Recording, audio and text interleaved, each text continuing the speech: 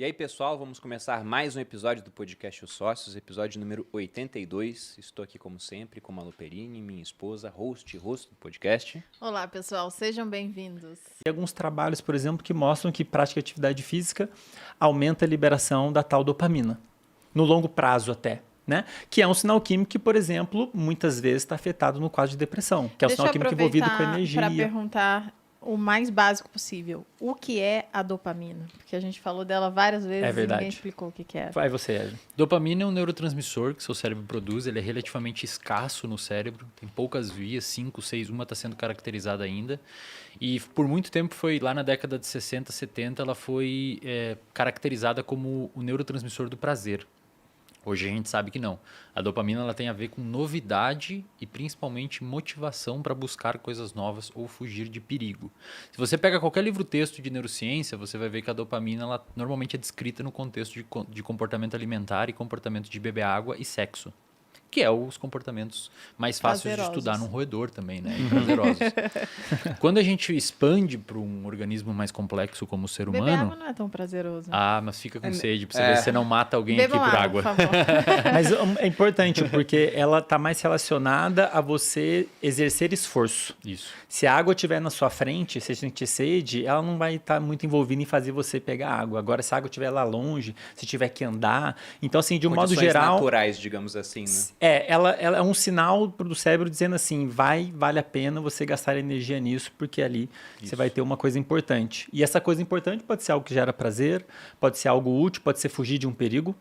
Então, quando a gente falou, né, da pessoa com depressão, por exemplo, sentir pouca energia, é de se esperar, e tem trabalhos que indicam isso, que esse sistema que libera esse sinal químico, dopamina, está diminuído. Uhum.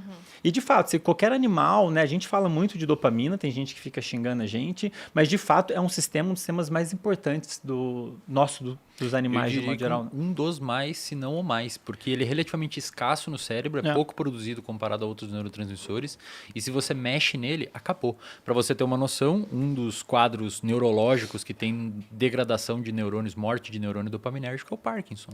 Que ela é responsável, além de você ter a vontade de buscar água, ela te dá a condição motora de você se movimentar. Então, no Parkinson, você tem perca de neurônio movimentos voluntários. O seu movimento acaba sendo... Qualquer movimento que partir da sua vontade depende desse sinal químico. E tem um transtorno que a gente já falou aqui, que também tem uma baixa de dopamina, que é o TDAH.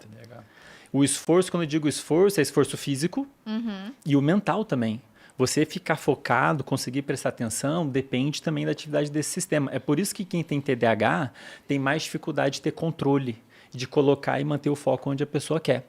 É por isso que quando você está desmotivado para prestar atenção na aula de física, você vai ter mais dificuldade de manter o foco ali. Seu cérebro está tipo assim, não vale a pena eu me esforçar aqui, isso aqui não tem valor para mim, essa física aqui. Agora, se é uma coisa que você vê um bom motivo para prestar atenção, é de se esperar que você tenha uma liberação, uma atividade da dopamina aumentada, você vai conseguir prestar atenção, você vai conseguir exercer esforço. E muitos medicamentos atuam nesse alvo. Eu ia falar então isso você aqui tem agora. inibidores da monoamina oxidase, que é uma enzima que degrada a dopamina. Então você inibe a enzima, a dopamina fica mais tempo na fenda. Você tem Venvanse e Ritalina, que é até certo ponto polêmico que o pessoal usa sem recomendação. Na minha opinião, são malucos que se você não tem recomendação, você não pode tomar, porque aquilo é um derivado de anfetamina. Você está botando uma coisa perigosa no seu cérebro e mexendo num sistema muito sensível, que é usado para TDAH. Então você tem a psicofarmacologia se apropriou desse sistema para ajudar a melhora funcional do paciente. Mas vale ressaltar que esses sistemas eles funcionam bem desde que você tenha o que eu gosto de chamar lá no RD de pilares da casa bem construídos. Então, quando você tem um quadro psiquiátrico, você precisa procurar alguns profissionais, de preferência, se você tiver condição, uma ajuda interdisciplinar, que são vários, dentre eles um psiquiatra e um psicólogo. E hoje, acho que vale ressaltar isso aqui, Bruno e Malu, que é um espaço onde o filtro, a ponta do funil é mais larga.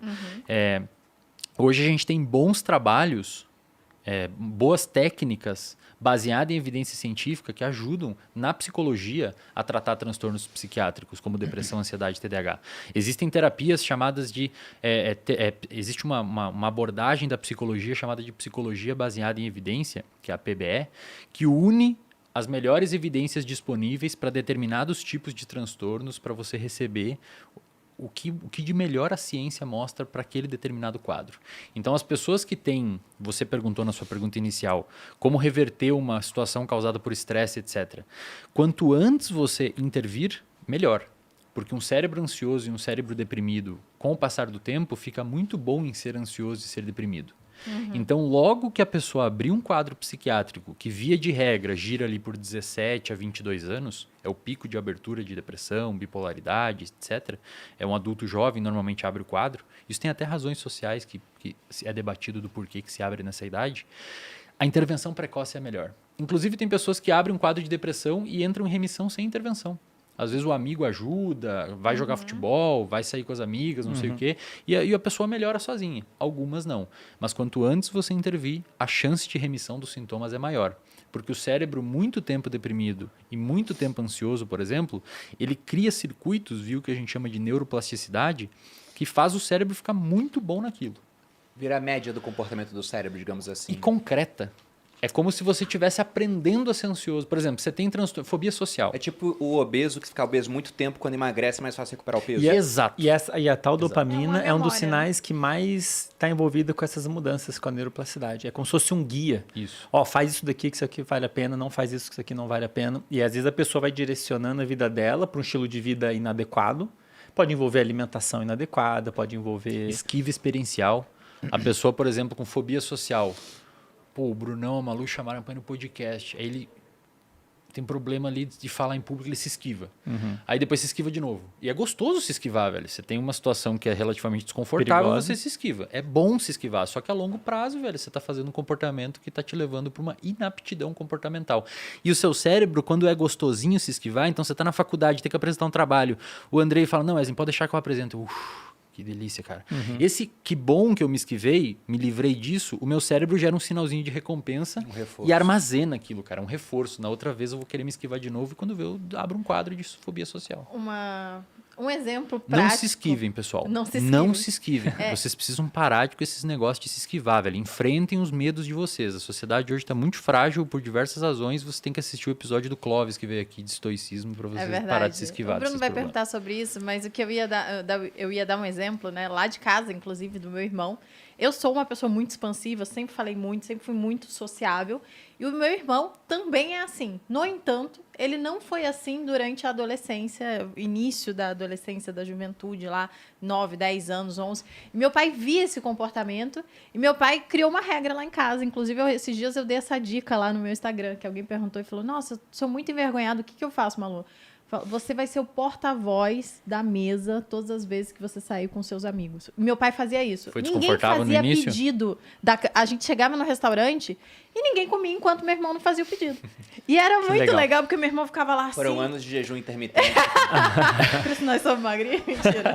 Ninguém comendo. Mas foi um trabalho que meu pai fez. E hoje em dia o meu irmão, sem vergonha, é apelido pra ele. Sim. Porque meu irmão fala, meu irmão é expansivo também. No entanto, isso aconteceu e meu pai fazia. Meu irmão se comunica muito bem e meu pai fazia isso. Então, a gente sentava na mesa, todo mundo falava o pedido pra ele e ele tinha que chamar o garçom e pedir. Parece ridículo, né? Não, mas é muito legal. É interação. um desconforto e era um desafio pra ele e funcionou. Então, pra você aí que é tímido, talvez tentar esse desafio. Não é uma coisa Sabe muito como que chama isso? surpreendente. Terapia de exposição. Um psicólogo cognitivo-comportamental que pega um paciente com ansiedade vai fazer exatamente isso. Olha aí, Ele meu vai pai. hierarquizar. Mas aos pouquinhos, Aos né? pouquinhos. Porque senão você pode traumatizar Exato. a pessoa. Ele vai hierarquizar. O que é mais difícil? Falar no grupo da turma, no WhatsApp. Então, beleza, vamos começar. O que é mais fácil, perdão? Vamos começar por ali. O que é o mais difícil de todos? Falar com a menininha que eu gosto. Então, beleza, vamos devagar, Era vamos só o subindo, garçom, vamos né? subindo. Não era tanto assim. Mas o que fez foi isso. Foi uma terapia de exposição para a pessoa criar o que a gente chama de repertório O famoso comportamental. sair da zona de conforto, né? Pois é, eu Só que tava tem que ser pensando. feita com cuidado, com planejamento, porque senão a pessoa realmente pode ter uma experiência. Falei na mesa com todo mundo, aí passa uma vergonha, a pessoa vai associar aquilo e falar, não, isso aqui é horrível de fazer, né? Então realmente tem que ser aos pouquinhos e Comunicação, né? Uma das habilidades mais importantes que a gente tem, é algo que é treinável. Total. Me perguntam muito isso. Ah, não, eu tenho vergonha. Gente, é como qualquer outra coisa. Vir em podcast, falar, fazer post, qualquer tipo de comunicação, você tem que praticar. E é importante você prestar atenção no processo, né? Porque conforme você vai fazendo e vai tendo esses micro sucessos, pô, falei na mesa, consegui dar um oi. Você tem que registrar aquilo, você tem que prestar atenção, falar, olha, eu fiz aquilo ali e tive um negócio legal.